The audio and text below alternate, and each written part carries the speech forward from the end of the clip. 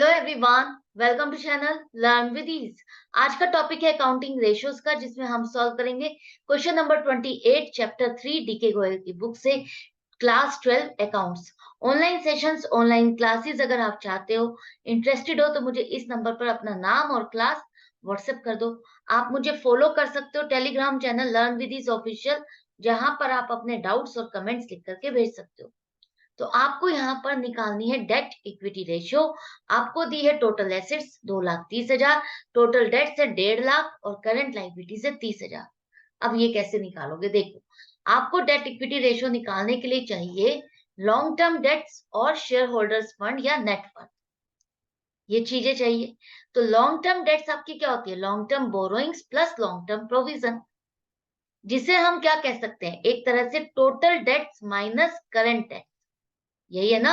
आपकी जो total debts हैं उसमें क्या क्या इंक्लूडेड है? जो लॉन्ग टर्म की लोन्स हैं वो भी इंक्लूडेड है, और जो शॉर्ट टर्म के लोन्स है वो भी इंक्लूडेड है। उन दोनों को मिलाकर के आप क्या कह रहे हो? टोटल डेट्स कहते हो।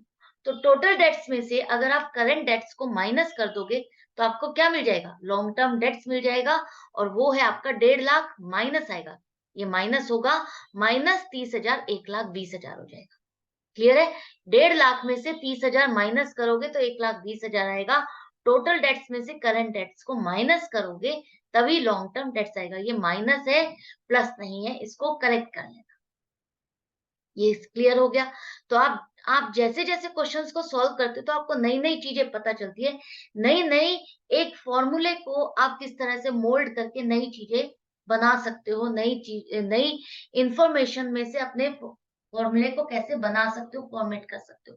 अगर आपने एक ही क्वेश्चन को किया या एक ही फॉर्मूले को समझा, उसी के हिसाब से क्वेश्चन को सॉल्व किए, तो आप आगे प्रैक्टिस नहीं करोगे तो आपको नहीं समझ में आएगा कि किस तरह से क्वेश्चंस को फॉर्मेट किया जाता है, किस तरह से आपको दिया जाता है।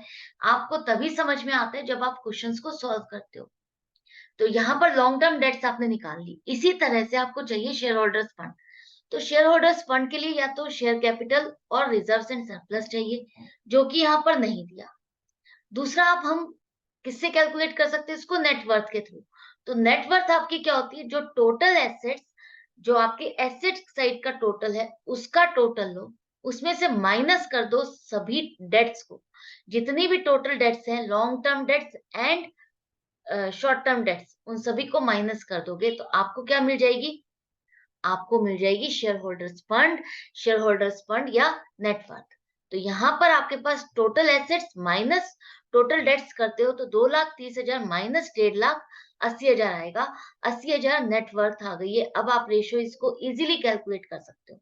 तो ये रेशियो आ जाएगी आपकी 1.5/1, मतलब कि आपकी जो लॉन्ग टर्म बोरोइंग्स है वो 1.5 गुना ज्यादा है आपके खुद के पैसे लगाए हुए से।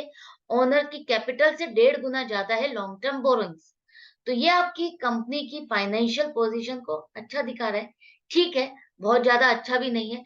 अच्छा कब होता है? जब ये दोनों या तो इक्वल हो या आपकी लॉन्ग टर्म बोरोइंग्स कम हो आपकी इक्विटी से, तो आपकी फाइनेंशियल पोजीशन स्ट्रांग मानी जाती है। बेशक आइडल रेशियो आपको 2:1 बताई है, लेकिन वो रिस्की रेशियो है।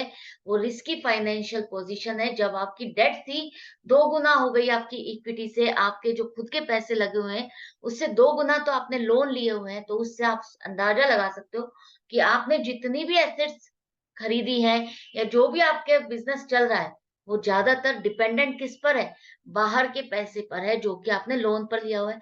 और उस लोन पर जो आपकी लाइबिलिटी अराइज होती है, इंटरेस्ट को पे करना या कुछ भी, वो भी आपकी ज्यादा होगी।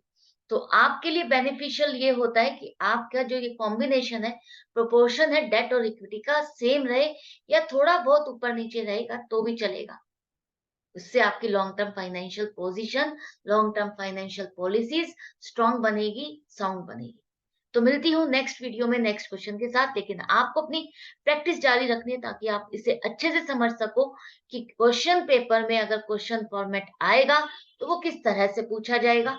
अगर ये इंफॉर्मेशन आए तो मुझे घबराना नहीं है, उसको अटेम्प्ट कैसे करना है, किस तरह से इस इंफॉर्मेशन को यूज करके अपने लिए यूजफुल इंफॉर्मेशन बनाना है और रेशो को कैलकुलेट करना है। Good bye and take care.